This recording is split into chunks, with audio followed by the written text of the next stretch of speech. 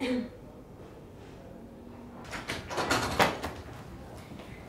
Guy. Bonjour, as we say in Silicon Valley. Great. What would be your personal, above all, rule if you have just to choose one? For an entrepreneur, obviously? Yes. I think the most important rule is that you never ask people to do something that you yourself would not do.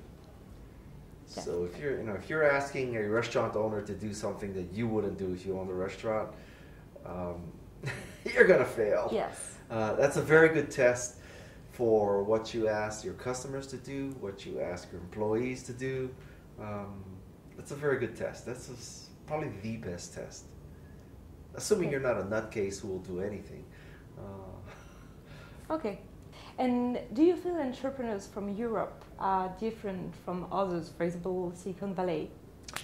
Well, I don't know if you can categorize entrepreneurs by geographic area. There's an entrepreneur who's trying to do similar things to you in America.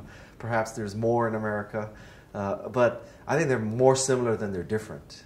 Yeah. Because in a sense, you all have this sort of drive, and you have this desire to change the world, and you have this innovative idea. So you wouldn't advise, as many people does today, to go to Silicon Valley to build a startup? We can do it from... That's a different question.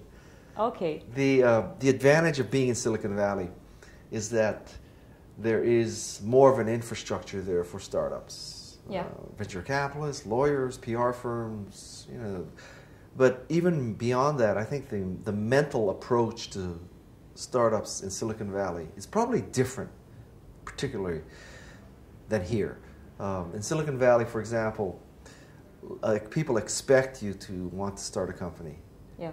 And I don't think that expectation is as common here. Also in Silicon Valley, if you fail, it's not that big a deal.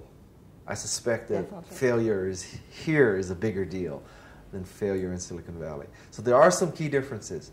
Having said that, I don't necessarily think it can only be done in Silicon Valley. It's just that Silicon Valley has some advantages. Now, there are also some disadvantages. There are disadvantages because in Silicon Valley, you're competing with many more startups for talent, for example. And there's much more noise in Silicon Valley. So it's certainly not the only place you can start a company. Okay. The world is Good much flatter these days. It's much flatter. Okay, good to know. Regarding your book, this one, yes. Chapter 57. I'll try to do my best. I have no idea what chapter 57. I will tell you regarding schmoozing. Okay. And I'll try to be a good schmoozer. Okay. So what can I do for you? What can you do for me? Maybe find a restaurant? Yeah. Maybe something else?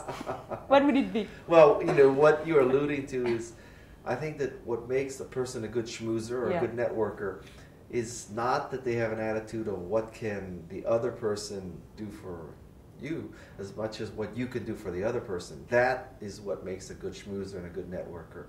So when you go into a meeting or you go into a social setting, you should always be thinking, how can I help the other person?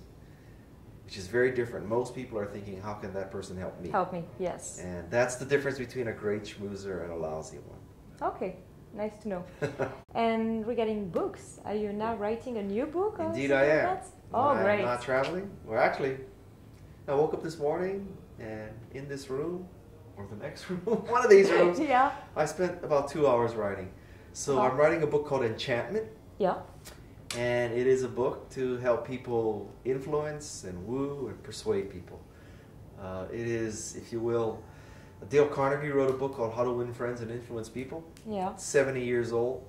It's still in the top 200 books on Amazon to this day, 70 years later. Wow. So it's a combination of how to win friends and influence people. There's also a great book by Robert Cialdini called Influence, Social Psychology.